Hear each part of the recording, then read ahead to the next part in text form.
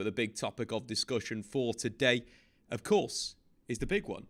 It is the top race for the top four. It's become one of the biggest races in the Premier League. Manchester United and Newcastle looked out of sight. But now, as we can have a look at the Premier League table, of course, on SofaScore, there has been some movements. Manchester United sitting just a single point ahead of Liverpool in the Premier League, with Newcastle 3 ahead. Of course, Newcastle and Manchester United have a game in hand. So, destiny is in their hands. But today we're going to go through the run-in. We're going to give you some predictions on that. Then we're going to dive into some of the games. Of course, the Premier League is back. Once again, we're going to be talking, of course, Manchester United versus Wolverhampton Wanderers. We're also going to dive into a little bit of Everton versus Man City chat. And then round things off with Arsenal's game against Brighton in the Premier League. It's going to be a banger. Do get into the chat with all your thoughts today. Welcome. Get involved. Do get involved. But let's start with a little bit of Manchester United chat.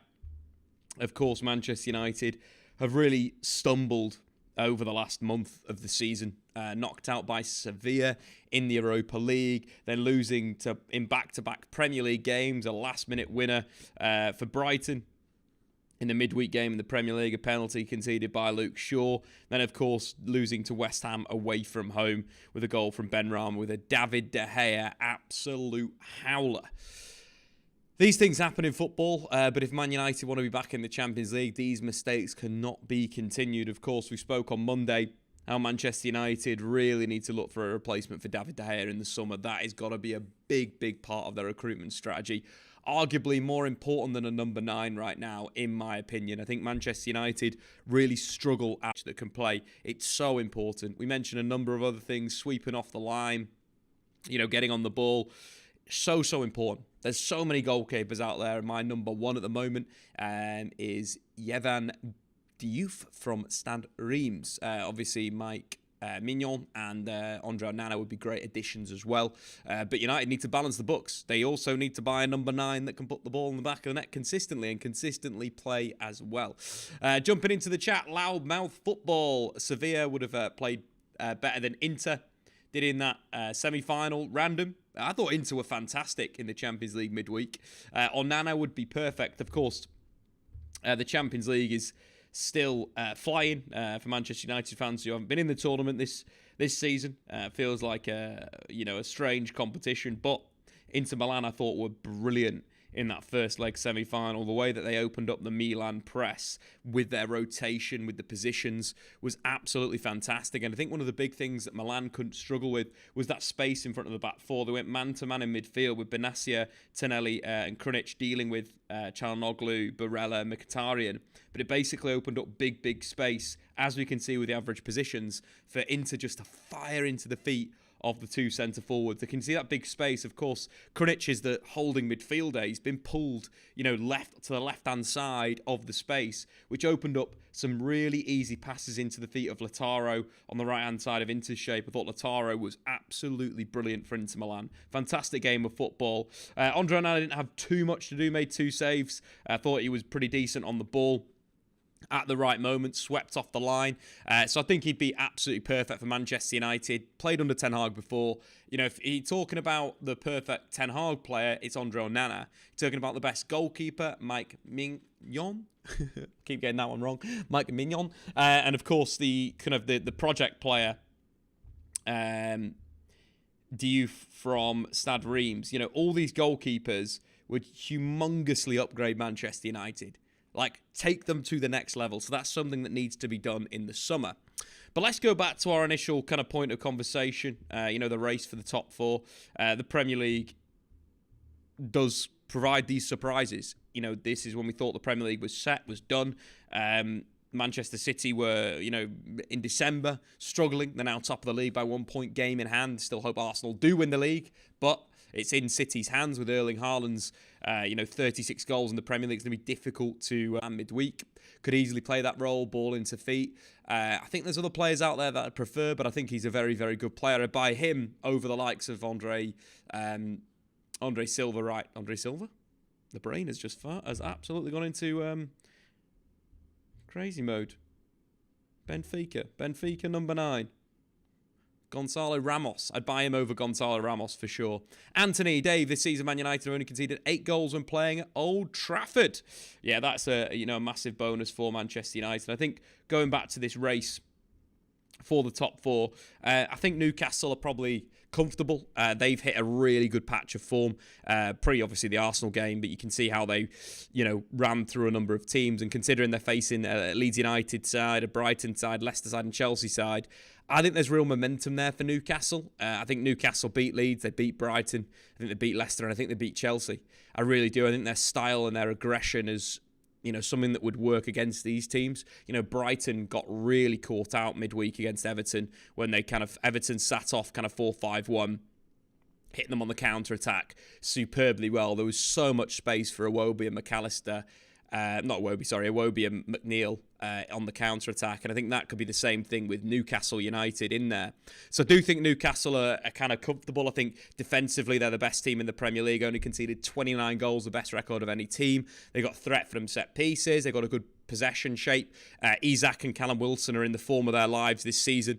Of course, Wilson's 8 goals in April, the record for a calendar month, scoring for fun. And obviously Isak's ball playing, his carrying and his creativity has been really good for Newcastle. So I can't see them dropping off. So it comes down to the two Northwest clubs, Liverpool and Manchester United. Liverpool have massively turned the corner. We can see 6 wins in the last 6 games. But more importantly, recently, it's the clean sheets against the likes of Brentford and Fulham. They've got Leicester, they've got Villa, and they've got Southampton. We're talking they're playing the team that is currently bottom of the Premier League. They're playing, of course, Leicester, who are in the bottom 3, and Aston Villa that have hit a bit of a bad patch of form under Unai Emery. Unai Emery, of course, manager of the month for April, but losing to United, then Wolverhampton Wanderers. They've got a tough end to the season. Do I see them picking up many points?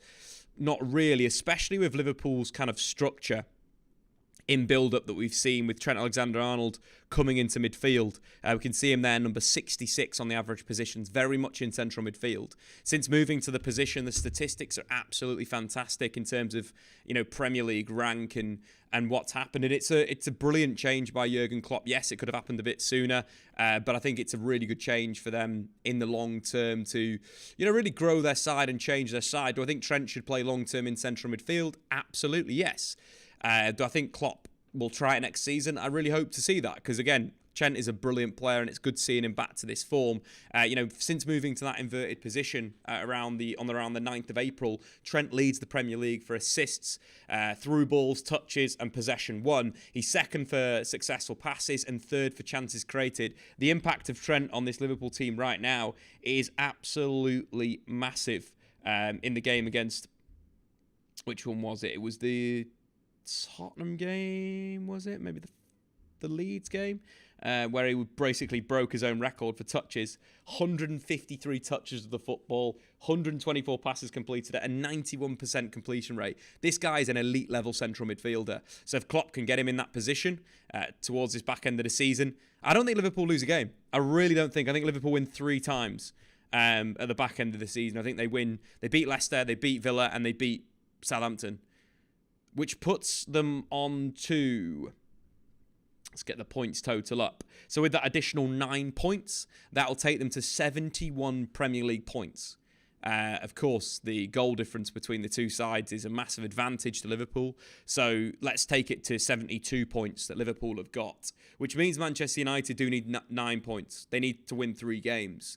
The danger United have got, if they were playing away games, was their away form this season has been pretty average, for their standards. In terms of that, I think they've beaten one of the top 9 sides, which isn't good enough for Manchester United if they want to be top 4. The good thing United have got, of course, highlighted many times, they've got 3 home games, facing Wolves on Saturday, facing Chelsea at home midweek, and then Fulham. These are 3 games that Manchester United need to win. United need 9 points, in my opinion. They really do to have any chance of reaching the Champions League. The 9 points has to come. 3 home wins, simple as you like, then they're sorted. Just jumping back into the chat right now. The Wolves' defence hasn't been that good this season, but Lopetegui's trying his best. Recently, they've got some quite decent defensive form, but we'll have a look at that. Wouldn't be mad even if we make it by 1 point. Yeah, it could be quite good. If we lose out on top 4 from this position we're in, it's as big a bottle as Arsenal losing the Premier League from there. Now, I think it's a bigger bottle if Man United drop out of the Champions League than Arsenal. Arsenal have done supremely well to get to their position. If we throw this away, it'll be absolutely rotten. Suddenly Ten Hag's not turning into a ruthless man. I don't think he's got the choice, unfortunately, Josh. That is the biggest problem. United's squad is bare thin at the moment. And Sully in the chat, totally bigger bottle. I don't think it's going to be that predictable from Alex. Of course, the Premier League does keep us, we know that the Premier League is mad, but I just think Liverpool in that form right now, I think they get 3 wins. Manchester United, on the other hand, I couldn't tell you. United could go on and lose all 4 games. This is the current problem with the squad and how there's a real lack of depth in multiple positions, which is a humongous issue in there. But I do think looking at what United need to do, it's very achievable in that sense. It really is. We'll talk about Wolves today, but again, I think it's achievable to beat Chelsea. Chelsea are in awful form. They've only got 42 points in the Premier League this season. They're safe from relegation, but that is a shocking season by their high standards. They're below Fulham in the Premier League. Pretty crazy. Ed, everyone who's not a Liverpool fan here is saying that inverted Trent or Trent wing back in a 5 is a must. Don't get why it's took them so long to see. I think also with Trent, midfield 4-3-3, right Matt Zala in there, I think would be a brilliant role for him to get there. I think the other side of Liverpool, why I think they're going to just simply win all their games, is Mohamed Salah, as you can see, is back in the goals. He is back in form. We're talking 4, 5, 6, 7, 8 goals in his last 7 games. The thing with Salah is he is a world-class player. He's been pretty poor this season, to be quite honest. He's hitting form now, scored the most goals since the start of April in the Premier League. As a winger, it's one of these players that he's right now there. United don't really have that, player like that at the moment. And the big concern with Manchester United is their ability to put the ball in the back of the net. In terms of the statistics, they've just not been good enough. 34 games played, 49 goals is, for the standards of what Man United want, it's just simply, it's too poor. And I think one of the big issues for Manchester United has been putting the ball in the back of the net if Marcus Rashford's not scoring. You're looking at big chances. Of course, strikers that have lots of chances, they miss chances, hence why Rashford's top of this list. But players like Martial in there not taking his chances, Bruno, Eriksen, Anthony, that's a call for concern, with those players. If we just jump into Anthony, 4 goals in 20 starts for Man United isn't quite good enough with the billing and the price tag. Players like Anthony, Eriksen and Bruno and Martial, they are the players that need to step up in these last 4 games. Everything cannot be on Marcus Rashford's shoulders, and that's what needs to happen in the these remaining games. Is we need to see performances from Anthony. There's been good performances in recent weeks. The Forest game, obviously fantastic. Sevilla, Tottenham. I thought he was United's best player against West Ham, and then United stopped working the ball out to that right hand side. These players need to start making the difference in these back 4 games. They really, really do. Or United are going to be in a lot of problem. It's not a time now to be kind of like the growth and looking for next season. We need these players to play now. And some of them might not be there, in the starting lineup next season. We're talking Martial. We're talking, if United get their recruitment right, players like Christian Eriksen that have been good, but there's a player there that potentially needs to be replaced. But they need to step up. They really, really do. So, again, United have got those 4 games. I do think the 3 home games are the ones. I can't tell you. I can't feel what it's going to be. But United have had a week off. And I think that's a massive thing to talk about in a sense of the World Cup. Straight into this season, United have been playing Europa, Premier League, Europa, Premier League, Europa, Premier League, League Cup, Premier League. It's a very, very busy schedule. And this week, hopefully, has allowed the players to recuperate themselves. They've had 2 days off, which should do have a real benefit for not only their physical, energy, but also their mental energy. That's something that we don't consider, the psychological effect of playing, Thursday, Sunday, Wednesday, Thursday, Sunday, Wednesday. It is tiring on the brain. So you have that physicality that you drain, but you also have the mental drain as well. Hopefully United will be back with this little gap. So we should see some of the players, start to pop off again, start to play at the high levels we've known them to be. Because they've got the potential. They really do. And one player that's been good in the last month, his form has been really, really good. He's been heavily involved in United's attacking play. And if only United had a number 9, would be on a hell of a lot of more assists. I tell you that. We did a little stat comparison today on our Twitter account with Bruno Fernandes versus Kevin De Bruyne. And I think if United get a number 9, it's different. In terms of key passes, Bruno, versus Kevin De Bruyne in the Premier League this season. Bruno, in terms of his per match numbers, is 3.2. Bruno Fernandes has created 103 chances in the Premier League this season. Kevin De Bruyne is 95. Bruno Fernandes has created 29 big chances, and United have only got 7 assists from those 29 chances. Kevin De Bruyne, 31 big chances, 16 assists. Get Bruno Fernandes a striker, and we'll see an incredible display of playmaking next season. So the players need to start putting the ball in the back of the net for Bruno. Which leads us on to the game. Obviously, we're going to be talking about the game against Wolverhampton Wanderers in the Premier League. This is the start of the run for Manchester United. I think United will finish top 4, but they need to start kicking on. They need to start winning games. They need to start putting the ball in the back of the net. All these things are apparent. I'm watching the game back from earlier on in the season, just before New Year's Day. Was it New Year's Eve the match was between United and Wolves? It was another game where Man United created a very, very good quality of chance. We're looking at expected goals at 1.93, 16 shots, 6 on target, some really good quality chances. And when you look at the ones that Manchester United missed, we're talking the Anthony chance, the header from about 3 yards out that was straight in the box. We had a chance at the back post again with Anthony. I think that was a header actually, and that was the other one was that was a header, and the other one was a left-footed shot on the back post. We had a Martial chance again, another header that he headed wide, should have scored. There was really good quality of a chance in here that United looked to create in there. And I think one of the big things with Wolverhampton Wanderers, they do play this 4-4-2 under Lopetegui. It is compact. It is kind of defensive in there. One of the things that United need to utilise, number one, it's kind of the rotation in midfield. I think one of the big things that you can obviously catch out of 4-4-2 when you rotate is hitting the channels and having rotation in your midfield line. What United need to do is kind of have Casemiro more in the 6th position, and then having the midfield maybe playing more as a 4-3-3 out there. One of the big things to kind of get at this Wolves team is they don't deal with underlaps very well. Either side, they don't deal with underlaps very well. They also don't deal with the 1v1s. You can really get the ball because of the kind of pressing at times under Lopetegui. If you can get the ball to either wide player, you will have a 1v1. Garnacho, if you remember in that first half against Wolves at Christmas, absolutely destroyed Nelson Semedo 1v1. When Rashford came on, he continued. Scored a wonderful goal when he collected it on the right-hand side. Little 1-2 with Bruno Fernandes in that inside channel to then put the ball in the back of the net after some brilliant strength.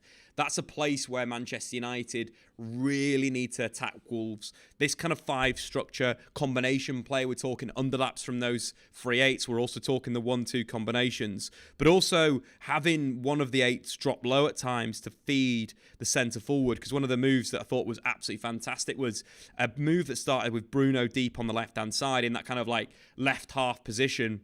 Brilliant ball into the feet of Martial. Martial linking with Christian Eriksen. And then Eriksen combining. That's something that I feel that United need to really utilise, is kind of having the depth and the late movement where the balls get played into the feet of the 9, then we've got some movement from the 3/8s to spin in, holding the width with Anthony and Marcus Rashford outside. I genuinely think this is a game for Anthony Martial. It's not a game for Weghorst. It's not a game for Marcus Rashford through the middle. It is a ball-to-feet striker. Anthony Martial owes us some goals this season, so hopefully he can help. But I feel that's a level where United can really utilise balls into the feet, getting turned and then playing through. One of the things that you can, do with the Wolves midfield line is you can draw them in and then play behind them. It's a big thing in terms of United's build-up as well. I'd like to see a lot more of Diogo Dalot in an inside position.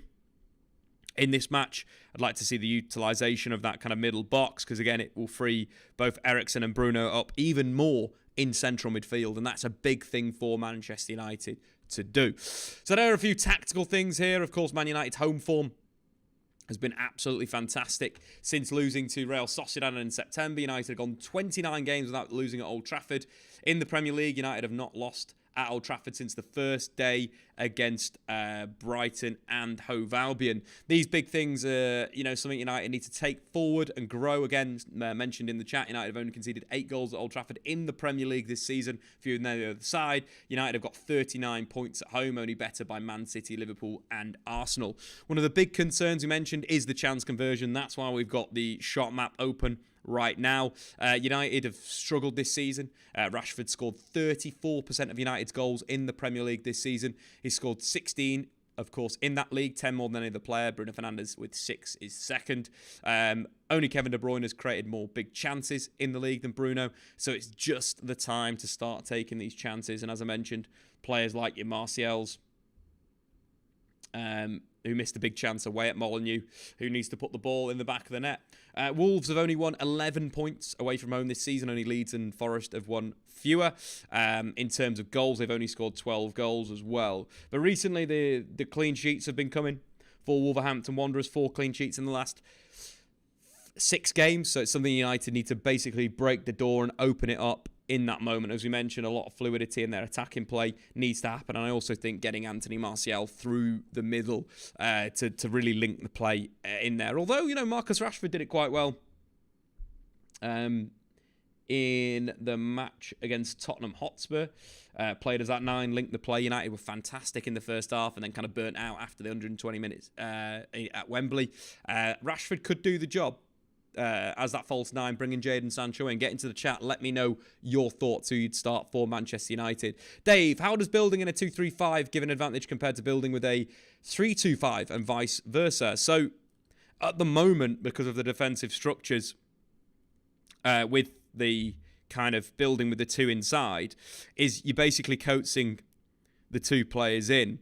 What a building with the kind of a 2-3, in a sense, opens up kind of different passing angles. I think at the moment, because a lot of teams do defend with a flat 4 in midfield, 4-4-2 defensive shape, you basically got a less of an advantage, in my opinion. I think you want more depth at the moment.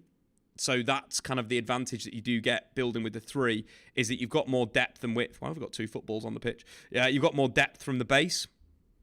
So you're creating more passing lanes from the base of midfield and more width from the base of midfield, so you can utilise, easy balls out wide quickly and so forth. And I think, drawing the players on in midfield at the moment, going with the 2 works. Obviously, the overload is in a different position. Why I think the 3 works at the moment is because a lot of teams press with 2 versus the other way around when you've got 1 centre forward and teams are maybe pressing more of a with one centre forward in a 4-2-3-1 shape as we've got here. You've naturally kind of got that overload again. So it's basically it counteracts different pressing structures, and you're trying to coax people to come and press you, right? In this position, Wan-Bissaka's receiving in this position. He's trying to coax either of those players to come in to open up either the free pass to Eriksen or the free pass to Anthony.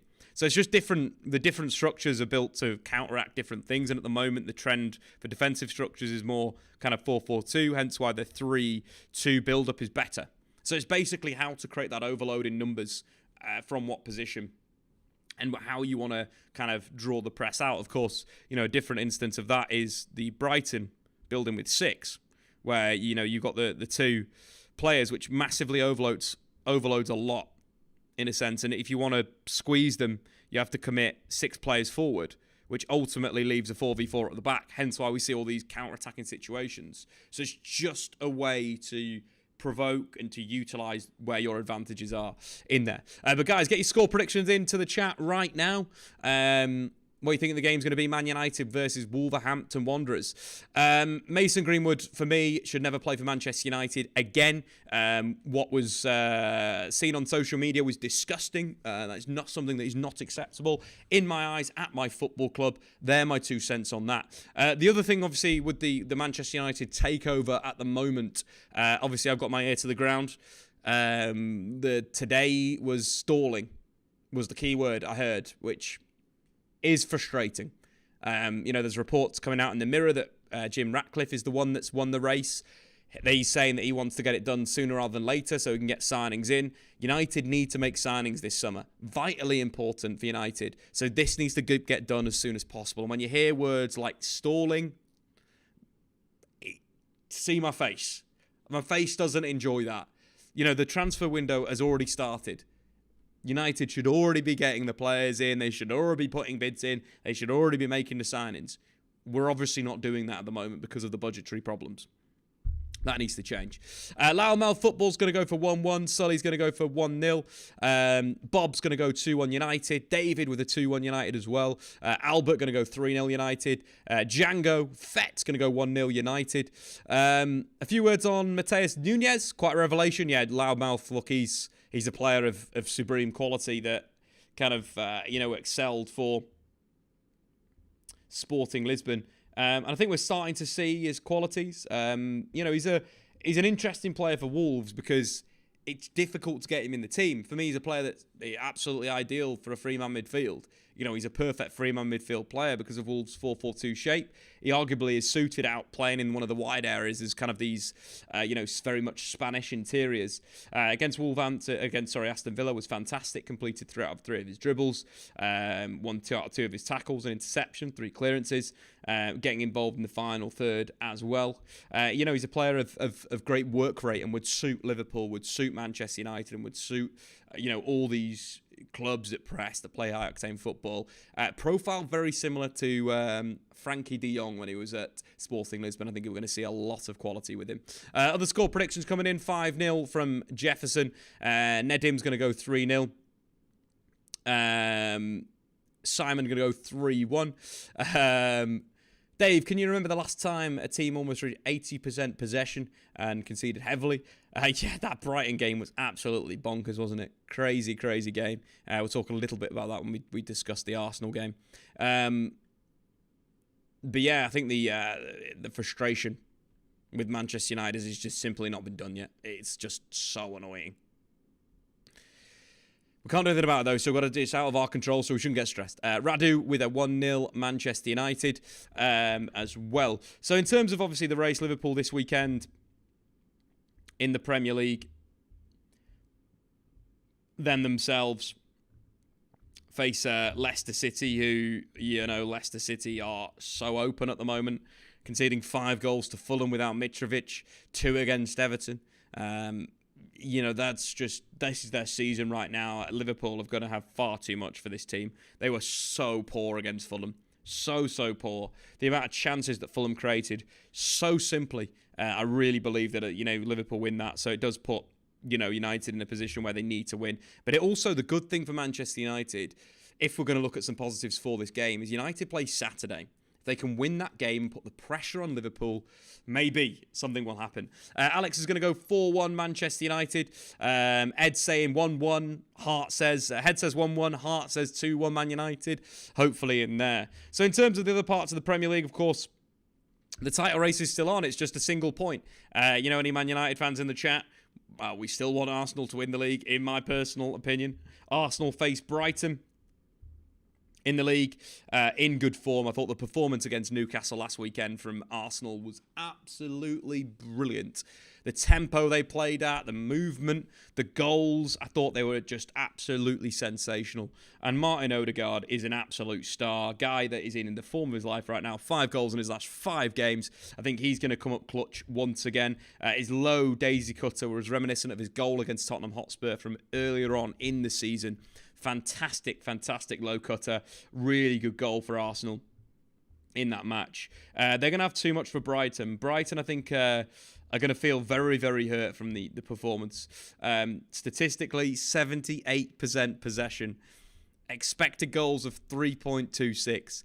They created a lot of chances, but you've got to give credit to the counter-attack. One of the things I thought Everton did very, very well was force Brighton to play wide to the wingers, block off the central space with arguably like 5 central midfielders. You can see the narrowness of Everton's midfield there. Perfect Sean Dyche heat map that. That is something that's I don't want to call it sexy, but that is a beautiful 4-5-1. The protection the fullbacks have got, the bodies in midfield, absolutely sensational. Did a show with Asmir Begovic this week on 5 Live. And he was talking about how the Leicester City game gave them great momentum into this game, where they felt they played really well against Leicester. And it kind of brewed that confidence. This was a performance, though, reminiscent of the Everton-Arsenal game, if you remember, the 1-1 draw, where they blocked off the central space, Arsenal couldn't progress through the middle, and, of course, they went out wide, and then they doubled up on the wingers, stopping the creativity of Arsenal. Very smart tactics from them in that situation. But I do think Arsenal will have far too much from Brighton. The game at Brighton was brilliant. Odegaard, again, a man that completely ran the show, goal and assist, 3 chances created in that match.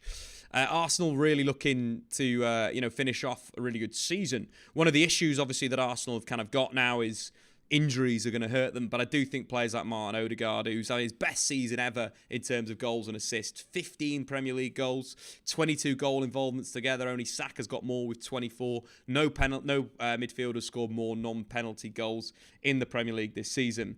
But it was more the fact that Saka and Martinelli were running absolute riot on the counter-attack as well, given the space. I think this game's going to be a brilliant game of football, one that you guys should really, really watch at the Emirates. I think this could be a 5-3. I think it could be a 4-2. I think it's got a lot of goals. A little word on Jorginho, because Jorginho came back against Newcastle United in a really tough game where you'd expect that Newcastle would press him high and squeeze the ball. Jorginho completely bossed the show. And I love this inclusion from Mikel Arteta. Partey's form's been absolutely in the bin the last few weeks. Jorginho stepped in and just took control of the game. Gary Neville spoke about how it reminded him of when Paul Scholes used to just take control of games.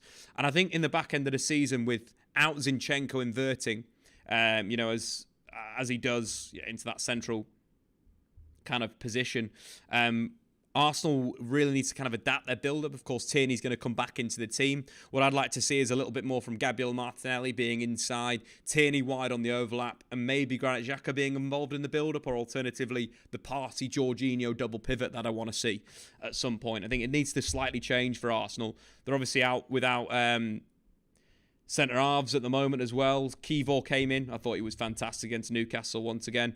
Nearly gave away a penalty, but it wasn't a handball. Won 2 out of 2 of his tackles, interception, a block, 4 clearances. Arsenal are in a good moment. I think Brighton are in an interesting moment. I do think this is a lot of goals in this game. I think Arsenal win this. Get your score predictions in the chat, you wonderful people. Could Martinelli become the Premier League's best ever Brazilian soon? Gabriel Martinelli, for me, is the most improved Premier League player of the season by a country mile. You look at his goal involvements this season, 15 goals and 5 assists, directly involved in 20. We take a look from last season, 6 and 6. The improvement has been tenfold with Martinelli, and I love seeing a player grow like this. So, yes, he could be the best player, ever Brazilian player in the Premier League. He is 21 years old. We forget his age. It is frightening what Gabriel Martinelli can be, and it's great to see him in the Premier League. Thought he was sensational again against Newcastle United, the way that he opened things up. Did miss a big chance, but I thought was really good from a counter-attacking perspective. I want City to win the Premier League and be stripped due to FFP from Alex, if I was wishing. Arsenal, get it together. Stop this treble. I'm begging you. From Ed. Albert, who's your ideal backup to Eriksen, Maddison or McAllister? I'd like to see someone like Declan Rice or Caicedo sign for that position. I think you've got to get one of the best. Those two are the best right now for me. He's having a Ronaldo 2007-8 season from Bob. Maybe a little bit earlier Ronaldo, because I think he's more of a dribbling threat, I think, than Ronaldo was that season. Ronaldo scored a lot of goals, where I think Martinelli's a little bit more, maybe to circa 2005, 2006, 2007, Ronaldo, I'd say right now. Anthony, of course, could be up there with Martinelli. Just needs to kick on and be as aggressive as Martinelli has been in attack and in defence. But yeah, I expect Arsenal to go on and win this game comfortably. Back to the title race. Obviously, the other team in the title race, Manchester City, face a resurgent Everton team. This is probably the worst time for Pep Guardiola's team to play Everton. Everton, as I mentioned, absolutely brilliant against Brighton. And what they did really well, as we mentioned, is block off that centre space. That centre space that City really get bodies in. We're talking Rodri, Stones, De Bruyne, Silva. There's that midfield block, that square that rotates, the diamond at times with the shape. Brighton struggled to play through. Brighton are one of the best possession teams in the Premier League. So let's see what Manchester City can do. I think one thing that City have probably got that's an advantage over Brighton is the likes of Kevin De Bruyne, the quality of playmaking, but also Haaland's goal scoring. That they can kind of revert to the crosses into the box type mentality, big striker mentality. I think this game is going to be tough for City. City are looking at the Champions League game, aren't they? If we're all honest, they're looking at that Champions League game, and that is what their focus is in. This is the perfect time for Sean Dyche and Everton to stay up. And I think, look, with Everton, I love Sean Dyche. I think he's a brilliant manager. It's different. He changes things. He's aggressive. He's got everything that I like in a manager. And when you look at the teams below, Leicester, Leeds, Southampton, Everton have been playing the best football out of those sides. I think Forest have been good of late as well. That result against Southampton on Monday was so important for their survival chances in there. But I do think Everton I just got a feeling about this game with City that it will be a slog for City. It'll be a real struggle. And Calvert-Lewin looked so good against Brighton. The yellow card that he basically won versus Lewis Dunk earlier on in the game was just such a clean turn. One of the things that Begovic was talking about as well, just off air to us, was when you got someone like Dom, as he called him, Calvert-Lewin, they're obviously pals, the threat is that you've got that person to hit. So every time that you're defending, you go long. When you're playing a false nine, the ball comes back. When you've got someone like Calvert-Lewin that has that physicality in there, you see in those statistics, won 9 of his 13 aerial duels. Everton go long, and it can be held up. It can be flicked on. The runners can be there. And I do think City might struggle with that direct play. Decore also has a great knack of arriving at the right time. 2 goals against Brighton in the last Premier League game. He's a player that has the correct timing. City could struggle here. They really could. And I hope they do, because then the title race is back on, and that's what we all want in there. Guys, get in the chat your score predictions. I think it will be all about how Everton can block that central space, how they can break through the flanks. We saw how well Dwight McNeil played on the carry, 2 goals and an assist against Everton. There was space for him to break into, and he did it really well, completing 5 of his 5 dribbles. City are vulnerable in those areas. We know that, especially on that kind of left-hand side of their defence. If you want to play Dwight McNeil maybe on the left-hand side, Iwobi on the right, allow McNeil to carry versus, Laporte on the outside. Guys, this could be a good game. Ray, can United start scoring goals? Yes, they just needed a bit of break, mental fatigue in there. Sully in the chat with his score prediction, 1-1. Everton get a point. Ray saying City win 3-2. I just think it'll be great for the Premier League if there's a Everton win there. I want to see Everton in the Premier League next season under Sean Dyche. Big Sean fan. Man City, of course, the point advantage over Arsenal at the moment with a game in hand. We all want the title race to go down. But yeah, guys, I've got to get myself to the gym. It's going to be a big session today. I am not mentally quite ready, so please, send your love in the chat. But Man United's big game this weekend, Everton against their Wolverhampton Wanderers.